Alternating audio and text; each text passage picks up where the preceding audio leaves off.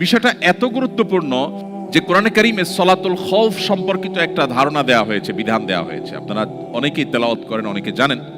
যদি কেউ সম্মুখ সমরে লিপ্ত থাকে, মুখোমুখি যুদ্ধ যেটাকে বলে, আগের যুগে যেটা হতো, সেই মুখোমুখি যুদ্ধে যদি কেউ রত থাকে, এমত অবস্থায় তার নামাজ পড়ার যখন সময় হবে তখন তিনি কিভাবে নামাজ পড়বেন?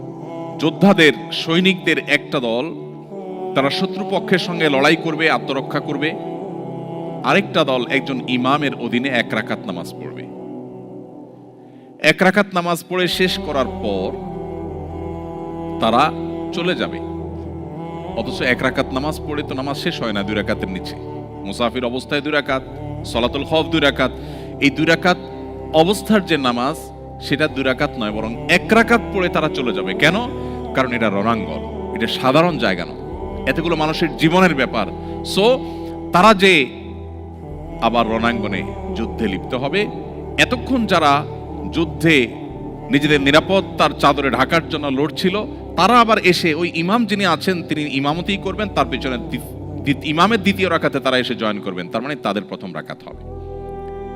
এরপর এরা আবার 1 রাকাত পড়ে আবার চলে যাবে। প্রথম যে গ্রুপটা 1 রাকাত পড়েছিল তারা আবার ব্যাক করে দ্বিতীয় রাকাত পড়বে। এর মধ্যে ইমামের নামাজ শেষ হয়ে যাবে, তারা নিজেরা একা একা দ্বিতীয় রাকাত শেষ করবে। এরপরে তারা আবার যাওয়ার পরে দ্বিতীয় গ্রুপ এসে তাদের দ্বিতীয় রাকাত আদায় করবে। আপনি একটিবার ভাবুন, আল্লাহ রাব্বুল আলামিন তো এই বিধানটা দিতে পারতেন যে যেহেতু জীবন রক্ষার প্রশ্ন, সো লড়াই করো, এখন নামাজ দরকার নাই, জীবন বাঁচলে তখন পড়ি।